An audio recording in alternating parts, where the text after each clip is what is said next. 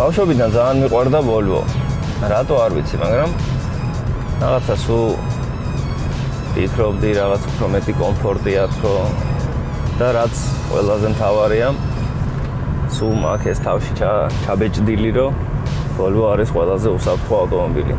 ანუ თქვენ თუ Volvo-ით მგზავრობთ და მით უმეტეს შორმამძილზე შეგიძლიათ იყოთ შვიდად.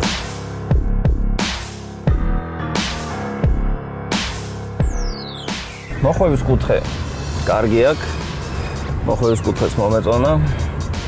დაახლოებით 7-8 მეტრიან რადიუსში ეს ავტომობილი თავისუფლად ტრიალდება ადგილზე. ისეთი კუთხე შეიძლება არ კონდეს როგორც ამ კლასის Mercedes-ს აქვს.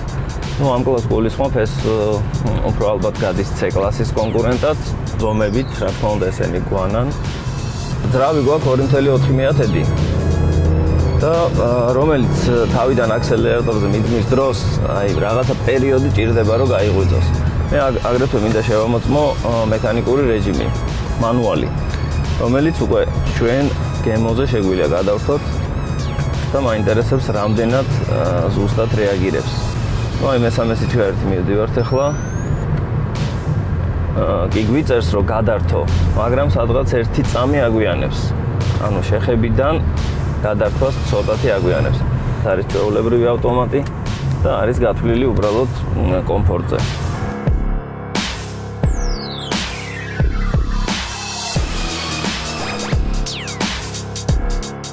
ეხლა ჩავხედოთ Volvo-ს ძრავს. და გეტყვით რამხელა მოცულობა აქვს. ესე იგი, ის გახლავთ 2.4 ლიტრი მოცულობის, მას აქვს 170 ცხენის ძალა და არის 5 ცილინდრიანი. ოღონდ არ დგას სიგრძეზე, გავს ჩამწგრევებული, ანუ სიგანეზე. ეგეც ალბათ ერთ-ერთი დადებითი მხარეა Volvo-ს. Volvo-მ ამით გაითქვა უბრალოდ სახელი.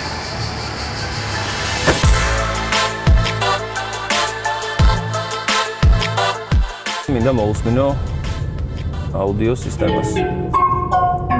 ოჰო.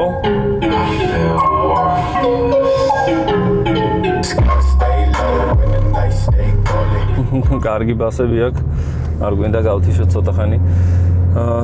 თუ არ ვწდები, ამას აქვს 8 დინამიკი, 6 დისკიანი CD changer-ი. აუდიო სისტემას ყოველთვის აქებდნენ Volvo-ში.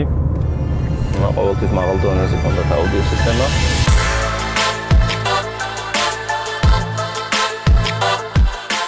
სარკეებზეც გეტყვით ერთ-ერთ სიტყვას, ესე გვერდზე აქვს. გვერდით და სარკეები, ცოტათი პატარა. შეჩვევა დაგჭირდებათ აუცილებლად. აი ეს ზედა სარკე, კი, უბრალოდ უკანა თავის მისაღრდნობებია საკმაოდ დიდი.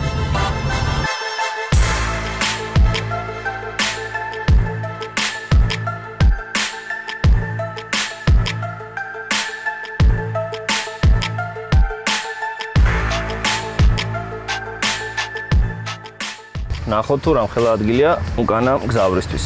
ფეხებისთვის საკმაოდ კარგი ადგილია, მაინტერესებს ახლა ხელის დასადები, გვაქვს აქ ჭიქების ჩასაწყობი და სათავსო მობილური ტელეფონიც ჩაეტევა.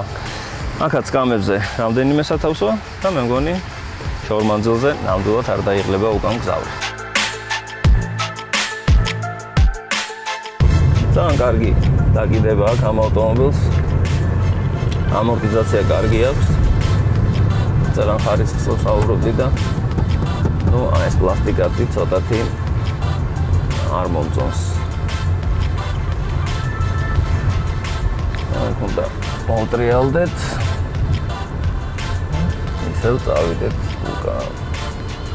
აჰა, აი წაღარაზეც საუბრობდი დაახლოებით 6-7 მეტრზე ჩავეტიეთ. მოხვევის კუთხე საკმაოდ კარგია ამ ავტომობილს.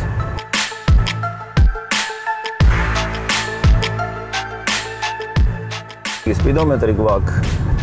რა თქმა უნდა, მოცემული მილებში, არის 160 მილი და აგრეთვე უწერია კილომეტრები, რომელიც არის 240. 240-ის მერე კიდე არის ადგილი, სავარაუდოდ 250 და მე დარწმუნებული ვარ, თავისუფლად განავითარებს ეს ავტომობილი 250 კმ/სთ სიჩქარეს.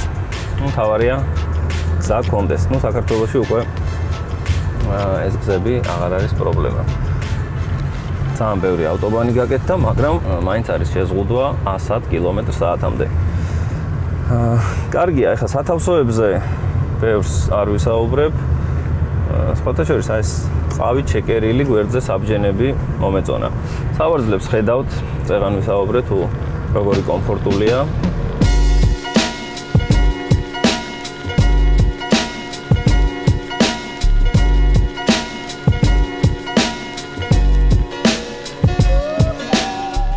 როგორც ხედავთ, საჭე მოძრაობს ყველა მიმართულებით, მაგრამ ცუდია, რომ არ არის ელექტრო.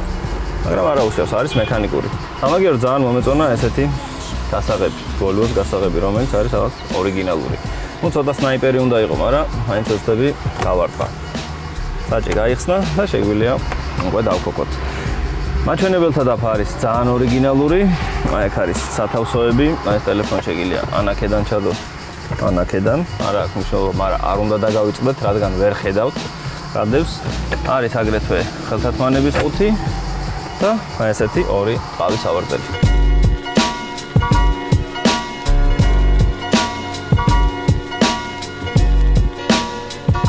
ფოტოშორის ისეთი მანქანაა, ამას რა თქმა უნდა მანდილოსნებიც ძალიან ადვილად გაატარებენ. ერთი ორი სიტყვა კომფორტზეც მინდა გითხრათ, ძალიან მომწონს სავარძლები. რომელიც ძალიან კომფორტულია, იდეალურია, კარგად ვზივარ, მოსახვევში შესვლის დროსაც კარგად უჭირავს ცხოლი, აი ამ სავარძლებს და საჭე. რაღაც თავიდან ერთი შეხედვით ცოტათი დიდი მომეჩვენა, მაგრამ არის საკმაოდ კომფორტული. აი, წოლი არის პოლიციელზე გადავლის დროს, კი გირჩევთ, რომ ცოტა ცერად გადახვიდეთ. 1 2 3 4 და არა 2 4, იმიტომ რომ ცოტა ხმაური შემოდის სალონში.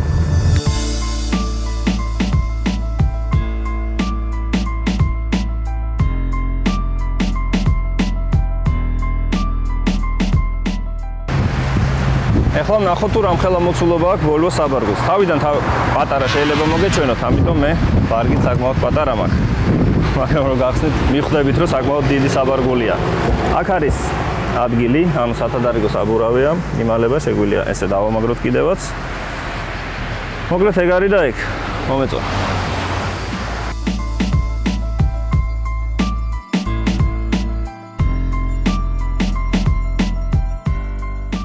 ეს მანქანა გამოდიოდა 2004 წლიდან და აქვე გეტყვით ამ ავტომობილის ფასს. დაახლოებით 5-დან 7,000 დოლარის ფარგლებში ერყეობს ამ ავტომობილის ფასი. მე მგონი ცუდი არ არის. უბრალოდ აი მაინც არის რაღაცა ის შიში, რომ აი Volvo-ა რაღაცა რომ მოუვიდეს, ვერავინ ვერ გააკეთებს, მაგრამ მე თუ დამიჯერებთ, მანქანა არც ისე ხშირად ფუჭდება.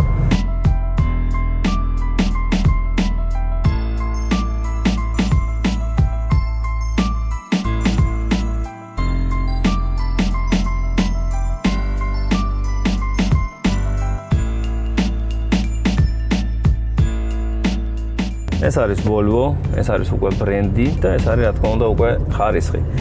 მოკლედ მე ძალიან ვისიამოვნე დღეს გმაყოფილი ვარ, მადლობა ამ ავტომობილს, ამ ავტომობილის შემქმნელებს. მე დროებით დაგემშვიდობებით და ჩვენ შევხვდებით ისევ რა თქმა უნდა ხუთშაბათ ზუსტად 1 კვირის შემდეგ. აბა, დროებით.